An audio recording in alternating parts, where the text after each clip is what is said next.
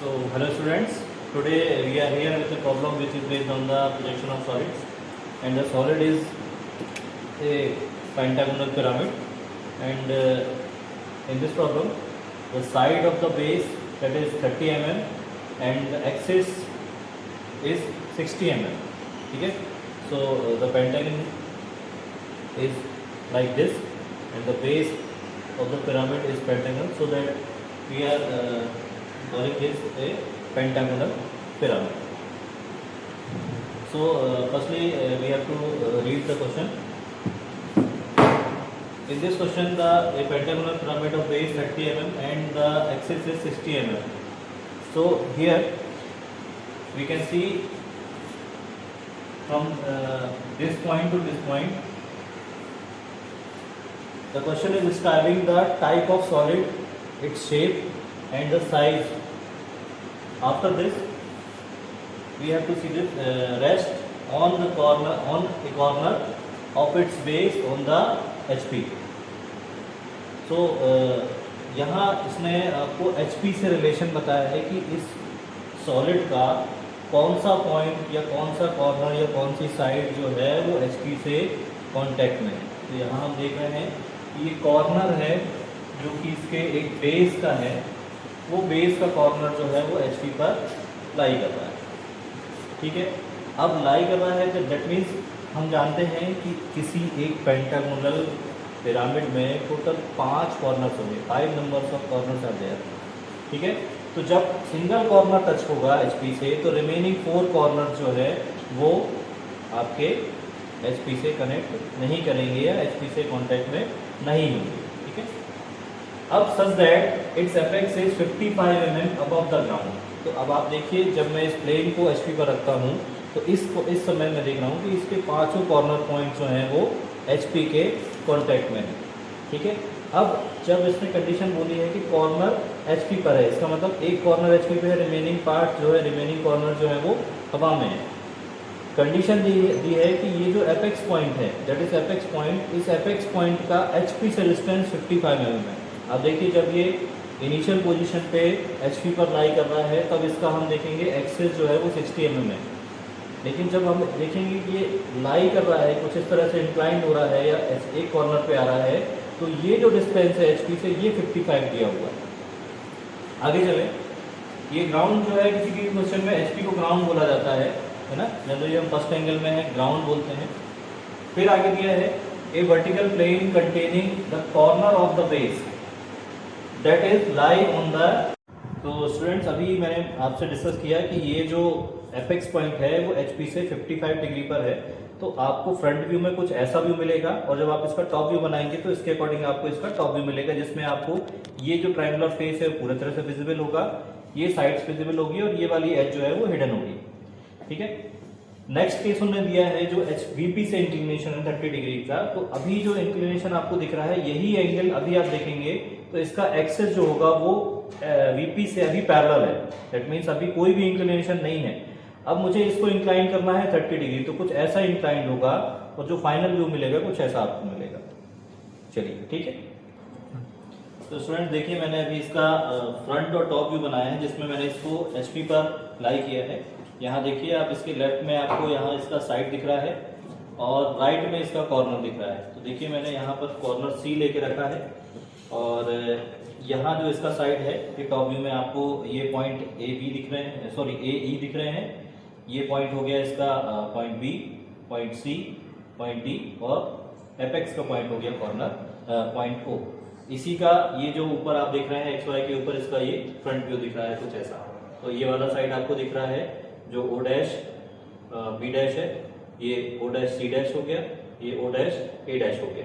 पीछे वाले पॉइंट जो होंगे वो O डैश E डैश हो जाएंगे और O डैश D डैश हो जाएंगे. ठीक है, तो देखिए स्टूडेंट्स, जैसे यहाँ पर एक सेकंड कंडीशन उन्होंने दे रखी थी कि 55 mm पे इसका एपेक्स आना चाहिए HP से.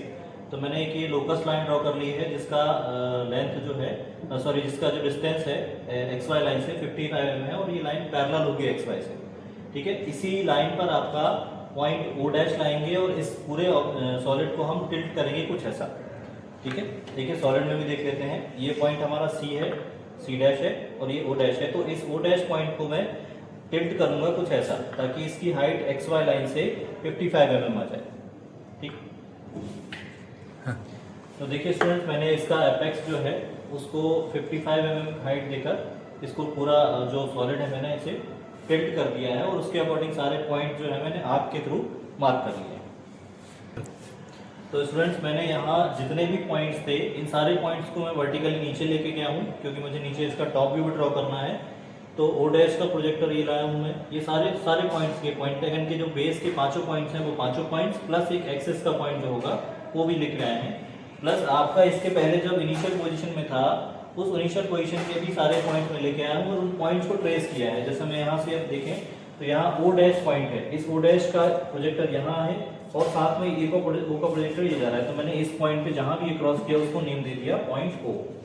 वैसे ही बेस के पांचों पॉइंट होंगे, ए पॉइंट होगा, ए पॉइंट का प्रोजेक्टर यहाँ से आ रहा है और ये जहाँ भी कट करेगा उसको मैं पॉइंट दे दूंगा पॉइंट ए।